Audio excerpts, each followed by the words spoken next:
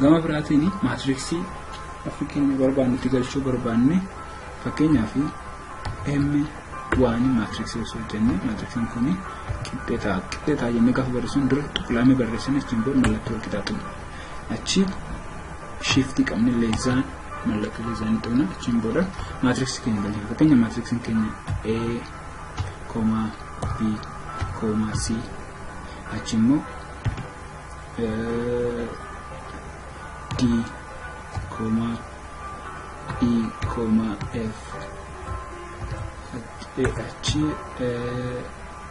S, K, H jennee achiin booda leezaan galchina. Kanaaf maal godha function keenya maatiriksi waan kana jechuudha. Fakkeenya maatiriksi isa kana asirratti calculation tuqne barreessuu osoo barbaanne maatiriksi 27 jiru kana fakkeenyaa fi open isa kan banneetu 27 qooduu 99 qooduu 92 achi qooduu guddaa yookaan semicolon achis 8 qooduu 29 qooduu negatiiva 31 achi qooduu guddaa 69 qooduu 44 qooduu 67 achi booda hinjufnaa jedha shift jennee greater sign gaafanna maatiriksi isa kanaa fi kan akkasiin barreessuu dandeenya. Achi booda immoo maatiriksi determinant isaa barbaaduu dandeenya. Isa nextiin ilaalla tokko akkamitti hojiiwwan garaagaraa akka ittiin hojjennu jechuudha. Unitiiwwan garaagaraa waan baay'ee ajaa'ibaa ta'e jechuudha. Relationii formulaawwan ilatti fakkeenyaa fi unity meetrii ta'e fiiziksii keessatti ta'uu danda'a. Fiiziksiin fi herreegni hariiroo guddaa walii qabu waan ta'eef hojiiwwan garaagaraa hojjetamuuf unity waan murteessaadha. Kanaaf isa unitiidhaan analyze garaagaraa gaggeessuudhaaf eeppilii waan ajaa'ibaati jechuudha. Kan biraa great letteriin jiru layoutiin garaagaraa jira. Isaan kun waanta ajaa'iba. Osoo kutaa kan hin xumurin function ta'e wajjin ilaalle differentiation example tokko hojjenne achiin booda immoo plot graphii 2D graph akkamitti akka hojjetu fakkeenya ta'e ilaalletu har'aaf hin xumura jechuudha. Fakkeenyaa fi function ta'e F is equal to sin trigonometry freedom sin x times shift cos to tani cos bracket is x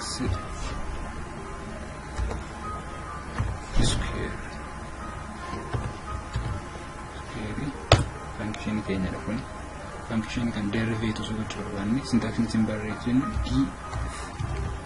if jennee ammattu keessatti function keenya barreessan f function keenya qoodu maayidhaan derivative goona x in terms of x isa tokko fakkeenya godhan derivative goona kasta si'ala fakkeenya fokkasati isaa ol yoo gochuudhaan if jennee ammattu keessatti function keenya barreessana qoodu maayidhaan derivative goona in terms of x ida achi booda shiftii qabne lakkoofsa 4 tokko kan mallattoo doolaara galchineetu si'a fakkeenya si'a furdoo derivative kan goonu ta'e alta baay'ee kanammoo si'a furdoo derivative gochuun waan takkas ta'etti kan kana meepilin more simple fakkeenyaaf integration of hojjechuu barbaanne sala kan isin jedhu haalatii keessa galfannee hojjechuu dandeenya function garuu kan immoo int jennee ammattu keessatti f jira function keenya qoodu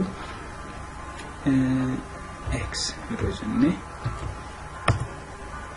integration isa maal godha nuuf hojjetaa jira.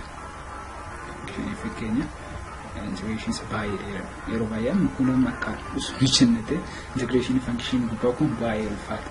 Kanaaf meepiliin baay'ee software baay'ee nutti toludha.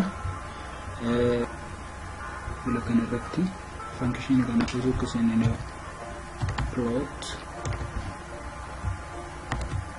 f, x interval barbaachisa is equal to interval meeqarraa goonu fakkeenyaa fi interval pi ranga negative pi ranga positive pi kan negative dhibba saddeettama irraa hanga dhibba saddeettama so ka graph plotting godhuu chi pi inni tuqaa chi okay ini pun pi ini pun negative chi nah jadi close kan itu kayaknya chi graph ini generate nu godhu jilla so graph akas plot nu godha sabayaan sola kana kararatan graph kan analyze gochuun danda'ama maximum minimum increasing decreasing waan jedhu herreegis waan jira tokko kutaatan itti ilaalla waan odeeffannoo guddaa galatoomai follow like subscribe godha wara bula